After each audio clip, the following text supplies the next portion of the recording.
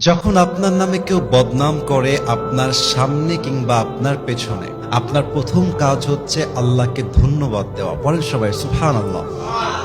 কি সুন্দর কথা আল্লাহ তাআলা বলছেন, খুব খেয়াল করবেন। আল্লাহ বলছেন, সবর ধারণ করো তাদের কথার ব্যাপারে যারা তোমার ব্যাপারে বদনাম করে। এর কারণ আমি আল্লাহ জানি তারা যা বলছে সত্য নয়, বরং তুমি হচ্ছ আসল সত্যবাদী। তুমি সেই অন্যায়টা করো নাই।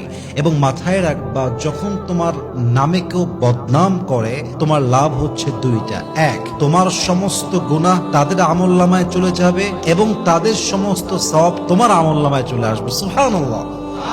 তো যারা বদনাম করবে তাদের জন্য আপনি আফসোস করবেন যে ইস রে, আমার ভাইটা বুঝে না, আল্লাহ আমার ভাইকে তুমি হেদায়াত দান করো। কিন্তু মানুষের বদনামের জন্য, অন্যের চরিত্র নষ্ট হওয়ার জন্য নিজের চরিত্র নষ্ট করা, এটা বোকামি ছাড়া আর কিছুই হতে পারে না। ঠিক কিনা বলেন? অতএব আজ থেকে বদনাম করলে নারাজ হবেন না, মন ছোট করবেন না, ভরসা রাখবেন এক সত্তার উপরে। তিনি কে?